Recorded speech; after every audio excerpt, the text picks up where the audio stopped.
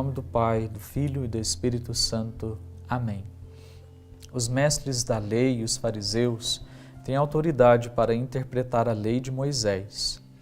Por isso, deveis fazer e observar tudo o que eles dizem, mas não imiteis suas ações, pois eles falam e não praticam.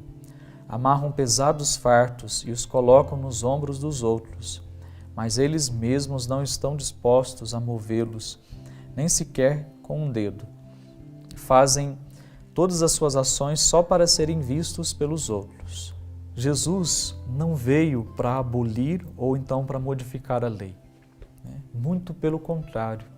Jesus veio para nos ensinar a viver a lei com autenticidade, com profundidade. Jesus veio para nos ensinar a viver ali uma coerência de vida, uma vida coesa, uma vida onde palavra e testemunho e vivência são verificáveis, são compatíveis, não tem dissonância entre uma coisa e outra. Há uma vida que testemunha aquilo que ela prega.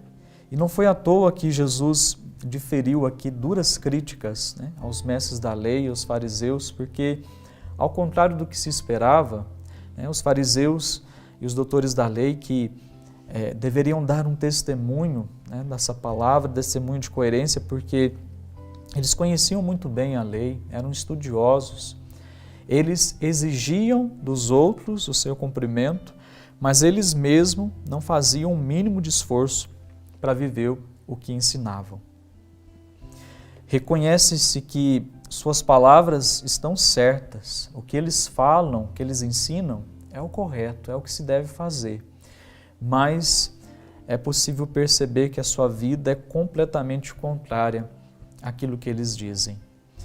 Quando aqueles que anunciam uma coisa verdadeira, uma coisa justa, uma coisa que se deve viver, não são também os que dão testemunho dela, corre o risco de obscurecer também essa verdade.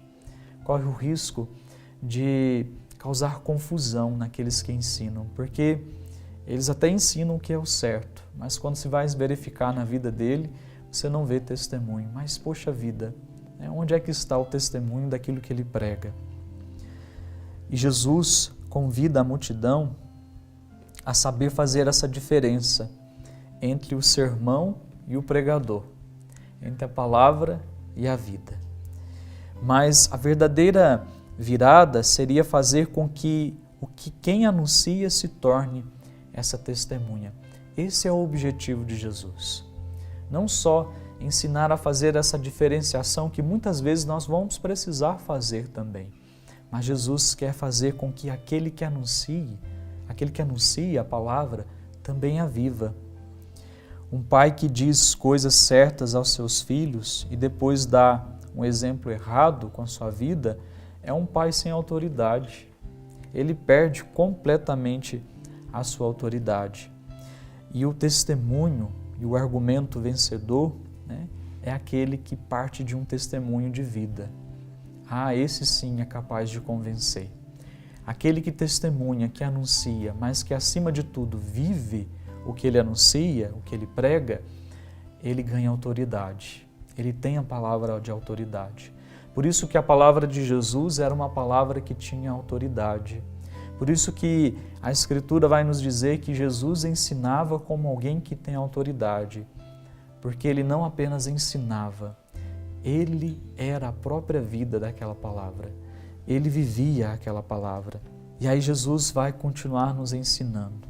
Na verdade, não adianta ser chamado de mestre se você também não for uma testemunha. Assim como não faz sentido ser chamado de pai se você não for paternal, você não viver a paternidade.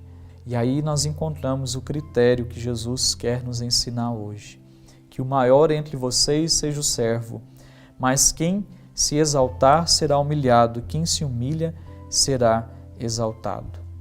Quanto mais responsabilidade você tem, mais você precisa cultivar essa humildade que Jesus indica, a humildade de viver aquilo que se é pregado, a humildade de dar um bom testemunho, a humildade de, antes de dizer, testemunhar.